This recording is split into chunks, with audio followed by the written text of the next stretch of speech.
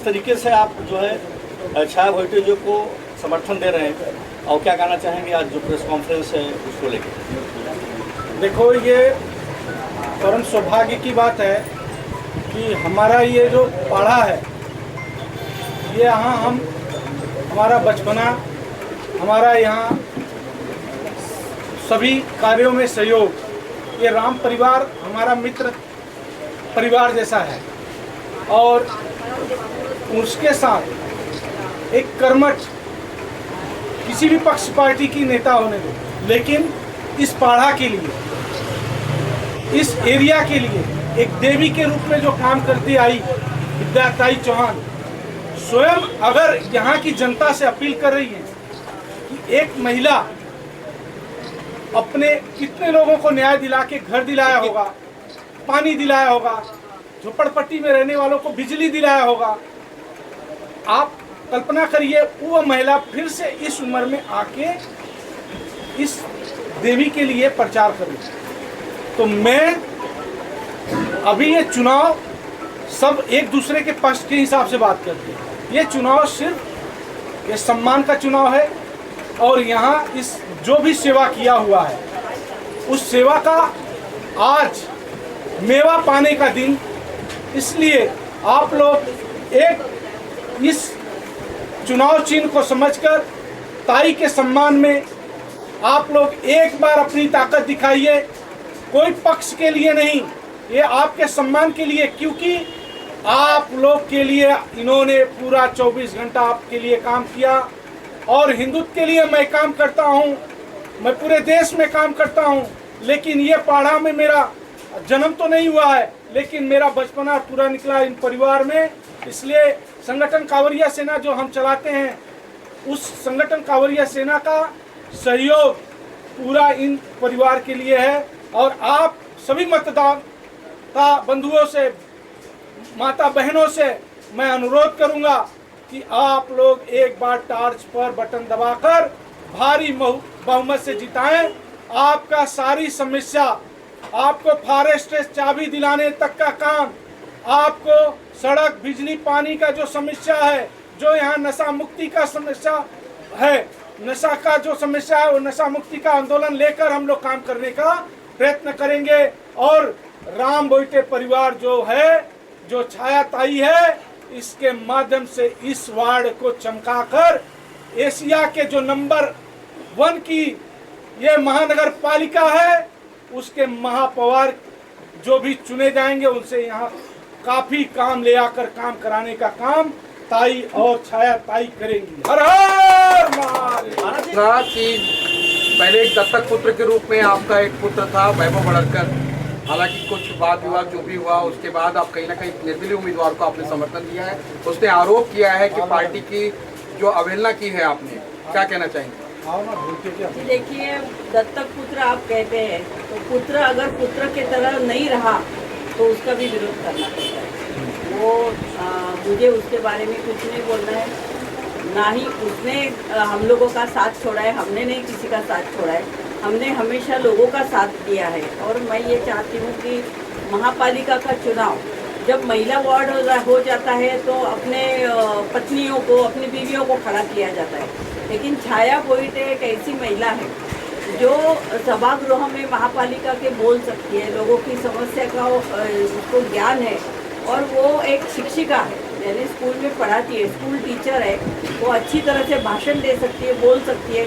बाकी महिलाओं जो खड़ी है वो क्या है, उनके पति जो है वो क्या क्या करते हैं उसके बारे में मैं ज़्यादा बताना नहीं चाहती हूँ। लेकिन राजनीति इतनी गंदी हो गई है कि अभी किसी पॉलिटिकल पार्टी के ऊपर लोगों का भरोसा रखना नहीं है। और यहाँ का जो वार्ड है, जो हम लोगों ने 2000 साल में यहाँ बड़ा डिमोलेशन हुआ था, ये ज़मीनें फॉरेस्ट में है ऐसा कह के बहुत लोगों को बेघर किया था, तब से लेके हम लोग यहाँ लड़ रहे हैं। और यहाँ के करीब 12-13 हज़ार लोगों को संघर्ष नगर चांदनी में पुनर्वसन किया है।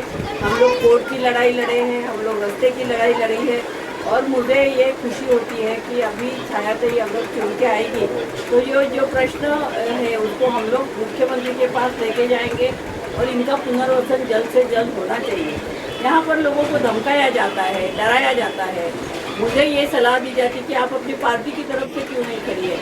पार्टी ने पार्टी को अपना टिकट नहीं मिला तो जो कार्यकर्ताओं ने मेरा ज़िंदगी भर साथ दिया है वो कार्यकर्ताओं को मैं नहीं छोड़ा। कार्यकर्ताओं का साथ देना 2019 में मैं विधायक करके यहाँ से लड़ी थी, तब पैसे बांटने का काम किया था बाकी लोगों ने और वो जीत के आए। लेकिन हम लोगों ने ज़िंदगी में पैसा ना ही कभी कमाया है और ना ही लोगों को बांटा है। हम लोग डॉक्टर बाबा साहेब अम्बेडकर का संविधान मानते हैं, हमें मत का अधिकार दिया है लोगों को काम करने के लिए और लोगों को ये बताना चाहते हैं पैसा कितने दिन रहेगा आपके पास, लेकिन ये जो काम है हम लोग जो घर देंगे वो 50 लाख का घर होगा और 30 लाख 50 लाख का घर होगा, आपका पुनर्वसन होगा। हम लोगों ने किया है, लोगों को विद्याताई की सच्चाई मालूम है और वैसी ही उम्मीदवार मुझे मिली है, इसलिए मैं छायाताई के साथ दे रही हूँ कि आगे चल के वो अच्छा काम करेगी। अभी महाराज जी यहाँ पर आए, उन्होंने भी बहुत अच्छा ये किया है। आज देश में, पूरे देश में वातावरण बिगड़ गया है, धर्म के नाम से, जाति के नाम से लोगों को बांटा जाता है, लेकिन सच्चा भगवान हमारे दिल में होना चाहिए। इंसानियत यही बड़ा सबसे धर्म है। जो हर हर महादेव जो बोलते, मैं भी उन्हीं की भक्त हूँ, तो मुझे ऐसा लगता है कि महादेव जी ने यही बताया है कि उसमें कोई धर्म विरम नहीं है, लोगों का इंसानियत ये धर्म है।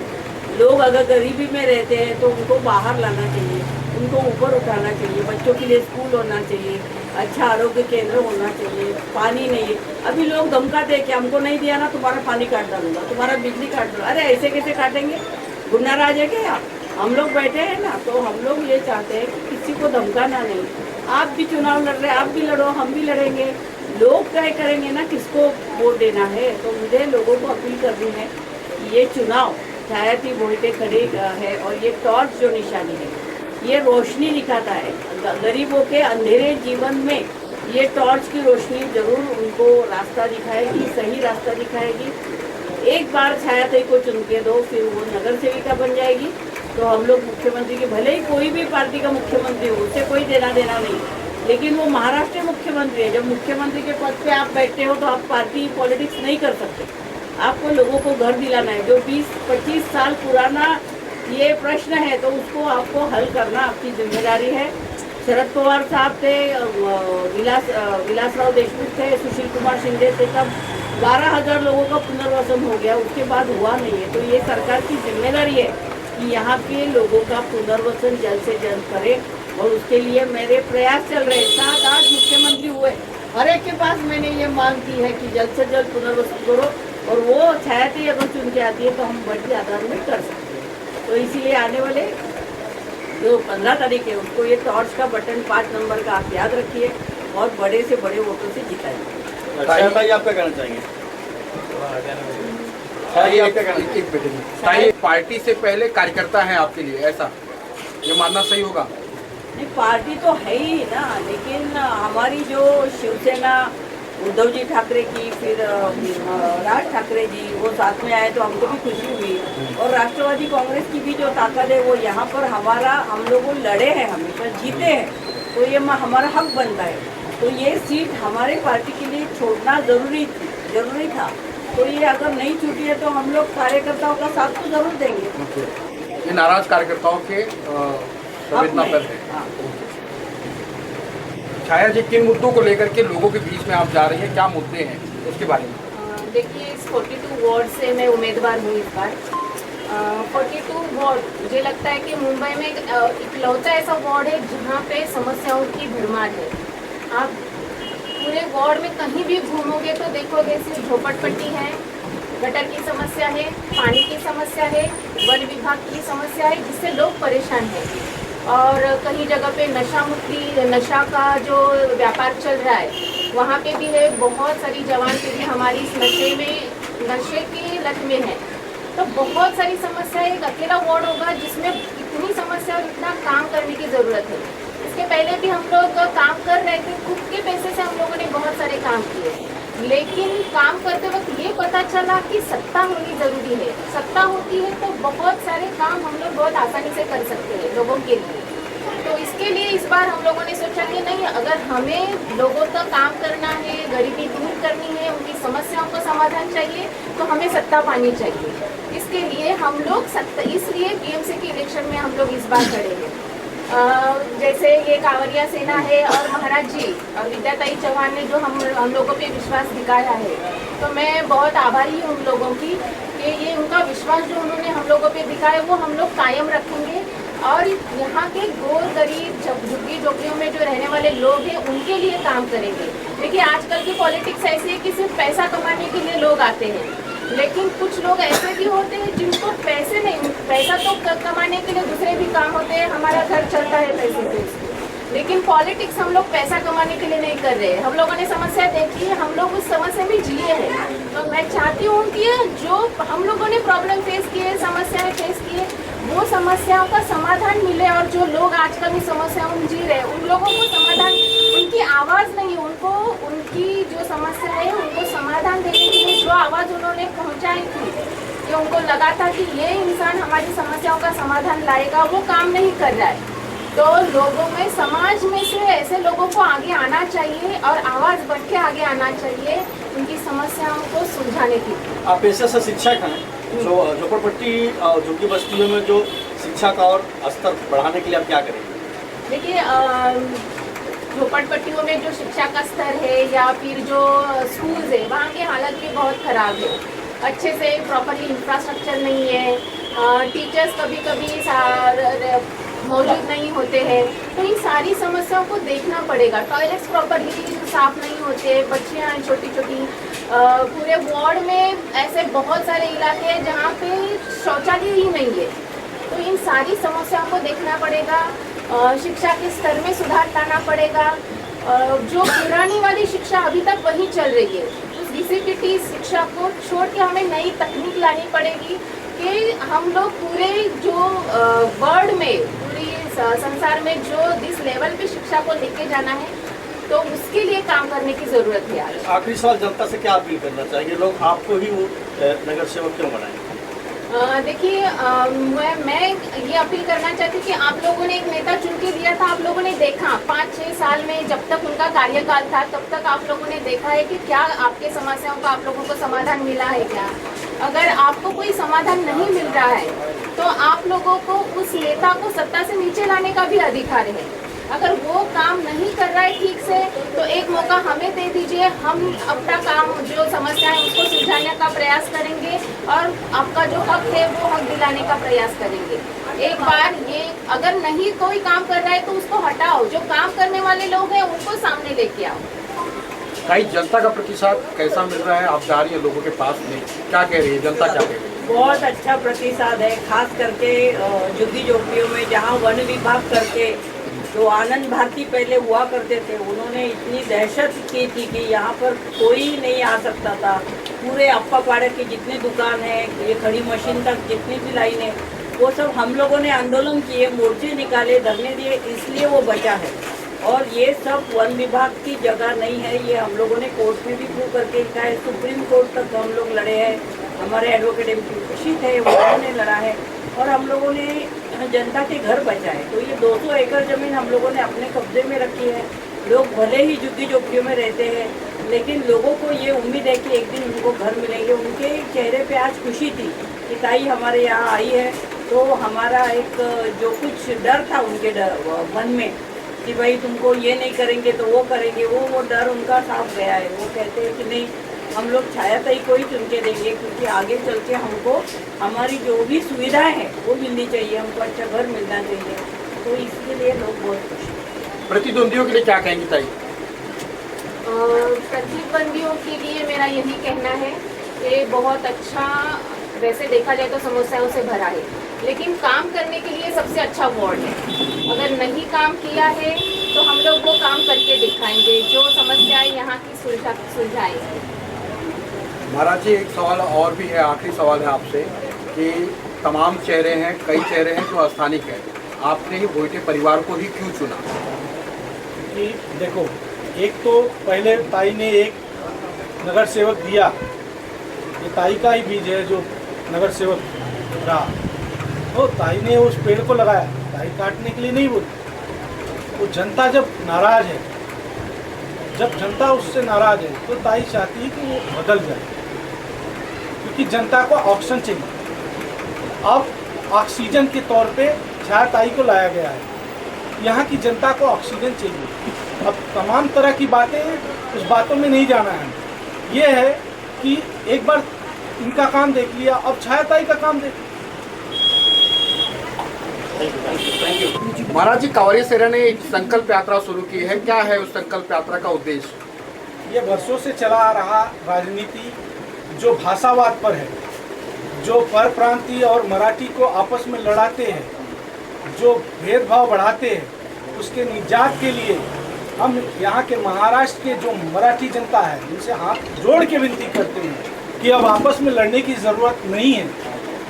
अब कांवड़िया सेना संगठन ने संकल्प यात्रा के माध्यम से उत्तर प्रदेश बिहार में कैंप लगाकर मराठी सिखाएगा उन लोगों को जो मजदूर लोग हैं, जिनको यहाँ जलील होना पड़ता है, उनको वहाँ मराठी भाषा सिखाकर महाराष्ट्र में शिवाजी के प्रतिमा पर नमन करते हुए महाराष्ट्र में प्रवेश कराने का काम कांवड़िया सेना संगठन करेगा संकल्प यात्रा के साथ। और जो भी उत्तर भारतीय जिसे मराठी नहीं आता है, पूरे महाराष्ट्र में जहाँ भी रह रहे हैं, उनको कैंप लगवाकर सिखाने का काम कांवड़िया सेना संगठन और शिव संग्राम सेना करेगा।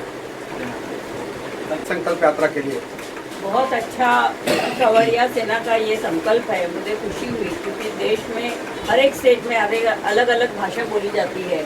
अगर मुंबई जैसे बड़े शहर में लोग रोजी रोटी के लिए आते हैं तो उनको अगर मराठी नहीं आती होगी तो मराठी सीखने का उन्होंने जो संकल्प लिया है बहुत ही अच्छा है। और मुझे लगता है इसका प्रतिशत उत्तर भारतीय भी देंगे इसको प्रतिशत, क्योंकि मराठी सीखना, अभी आप देखिए महाराष्ट्र एक ऐसा स्टेट है, मुंबई एक ऐसा शहर है, आप कलकत्ता में जाओ तो लोग बंगाली में ही बात करेंगे, आप साउथ में जाओ तो अपने को तो बिल्कुल वो समझ में नहीं आती लैंग्वेज। मराठी कम से कम हिंदी और मराठी जैसा थोड़ा थोड़ा समझ में आ सकती है, लैंग्वेज लिखने की लिखावट भी एक जैसी है। लेकिन यहाँ के महाराष्ट्रियन लोग हैं वो खुद ही हिंदी में ज़्यादा बात करते हैं, मराठी में बात कम करते हैं। भाषावाद पे लड़ाई न हो, इसलिए मैं जितना संयुक्त उत्तर भारतीय यहाँ संगठन है, सारे संगठन जैसे उत्तर भारतीय संगठन है, उन सभी संगठन से हम हाथ जोड़ के विनती करेंगे कि वो लोग हर जगह अपना कैंप लगा कर भाषावाद को मिटाने का काम करें, जिससे दूसरा लोग राजनीति के तौर पे, इस भाषा के तौर पे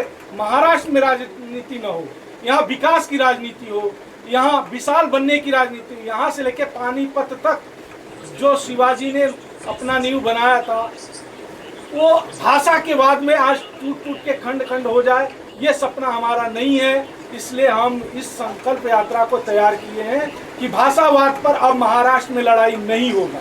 बहुत अच्छा विचार है, हम लोग भी इसको समर्थन दे रहे हैं, क्योंकि भाईचारा होना चाहिए। जैसा इन्होंने कहा कि भाषावाद में भी नहीं होना चाहिए, वैसा धर्मवाद भी नहीं होना चाहिए। हमारे लिए इंसानियत ये सबसे बड़ा धर्म है, यही लोगों ने याद रखना चाहिए। लेकिन पॉलिटिकल पार्टी के लोग जो है लोगों को लड़ाना चाहते हैं, महंगाई बढ़ गई है, बेरोजगारी है, उसके बारे में कोई बोलता नहीं है, तो ये लोगों को ध्यान में रखना चाहिए। वैसे हमारा देश भी विविधताओं से भरा हुआ है, लेकिन फिर भी हमारे देश एक अखंड देश है, एक एकता है हमारे देश में। तो वो ऐसे भाषा के बाद में रहकर हम लोगों को हमारे देश की एकता भंग नहीं करनी चाहिए। हम लोग किसी भी स्टेट में जाए, हमारे देश के स्टेट की रचना ही भाषावार रचना की गई है कि वो वहाँ का जो कारभार रहेगा उसको आसानी हो इसके लिए। लेकिन अगर किसी राज्य से दूसरे राज्य में लोग जाते हैं नौकरी धंधे से, रोजगार के लिए, तो उनको वहाँ पे ये उनको भाषा नहीं आ रही है, ये भाषा नहीं आ रही है, इस वाद में नहीं आना चाहिए। अगर आप बहुत सालों से वहाँ रह रहे हैं तो सीखो इस भाषा को, जहाँ पे भी हो। अगर हम लोग बंगाल में जा रहे हैं, बहुत सालों से रह रहे हैं, तो वहाँ की भाषा हमें आनी चाहिए, क्योंकि वहाँ की भाषा में बात करने से व्यवहार को सुलभता होती है। तो ये वाद सिर्फ पॉलिटिकल रहता है, जनता के बीच में ये बात कभी नहीं होता है। जनता आसानी से हम एक दूसरे से बात कर लेती है, चाहे वो हिंदी में हो या मराठी में हो, बंगाली में हो, किसी भी राज्य में जाओ, उनको सुविधा चाहिए। तो ये जो अभी कांवरिया सेना की जो पहल है, बहुत अच्छी पहल है। इससे मुझे लगता है कि ये भाषा का जो वाद है वो मिट जाएगा हमेशा के लिए, और एक दूसरे की भाषा सीखना हमारे देश की एकता को भी बनाए रखेगा। हर हर महादेव। हर हर महादेव। Thank you. छायाताई आगे बढ़ो, हम तुम्हारे साथ। भारत माता की जय, भारत माता की जय, जय हिंद।